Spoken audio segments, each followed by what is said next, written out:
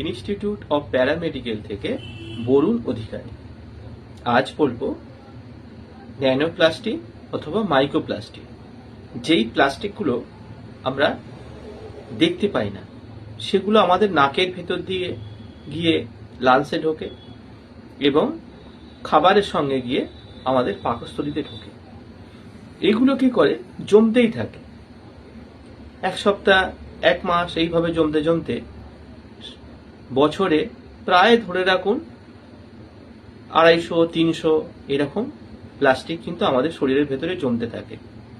জমতে থাকলে কি হয়, মাথার ভেতরে যখন চলে যায় তখন সমস্যাটা এই জায়গাতে হয়, রক্ত চলাচল থেকে শুরু করে ব্রেনের মধ্যে অনেক রকম সমস্যা তৈরি হয়, সেখান থেকে মানসিক সমস্যা হয়।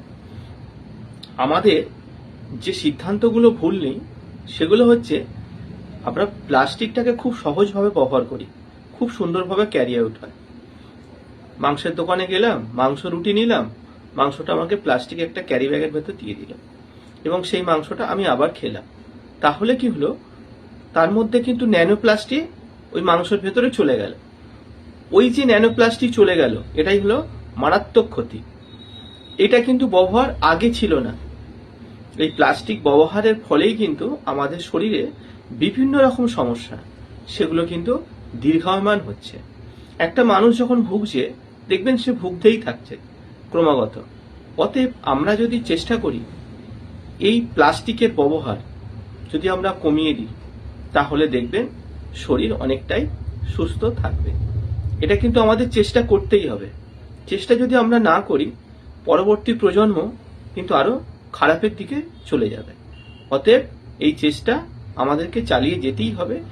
আমরা কোনো প্রকার প্লাস্টিকের দ্রব্যের আমরা সেখান থেকে কোনো জিনিস খাবো না। যেমন আপনি চা খান, আপনি চা খাচ্ছেন কাগজের কাপে, আপনি ভাবলেন কাগজের কাপে চা, কাগজের কাপে কি চা খাওয়া যায়?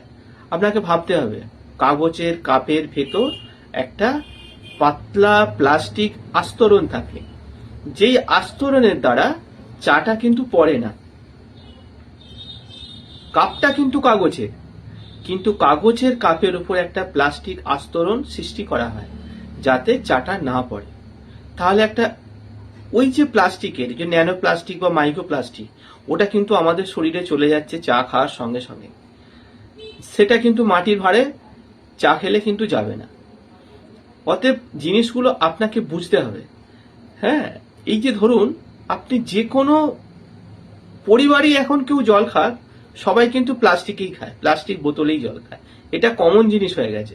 আর ঠিক দেখবেন এখন মানুষ আগের চেয়ে ভুগছে বেশি, যেটা কিন্তু আগে ভুগতো না। আজ থেকে 20 বছর 30 বছর আগে ব্যাকে ফিরে যান, মানুষ এত অসুস্থ হতো না, এখন কিন্তু অসুস্থই থেকে যাচ্ছে। অতএব এই জিনিসটা আমাদের বুঝতে হবে। এই ন্যানোপ্লাস্টিক আর মাইক্রোপ্লাস্টিক এইগুলো আমাদের শরীরের ভেতরে ঢুকে পড়ছে। এক তো হাওয়া দূষণ থেকে ঢুকছে, দ্বিতীয়ত আমরা প্লাস্টিকের মাধ্যম দিয়ে সমস্ত কিছু খাবার বাজার থেকে শুরু করে সমস্ত কিছু জিনিস আমরা প্লাস্টিকের মাধ্যম দিয়েই করি এবং ওই প্লাস্টিকগুলো আমাদের মুখের ভেতর আমাদের অজান্তেই চলে যায়। অতএব এখান থেকে আপনাকে কিন্তু বেরোতেই হবে। বেরোলে আপনারই মঙ্গল। হ্যাঁ, আপনারা চেষ্টা করুন যতটা সম্ভব এই প্লাস্টিকের ব্যবহার বর্জন করতে। নমস্কার।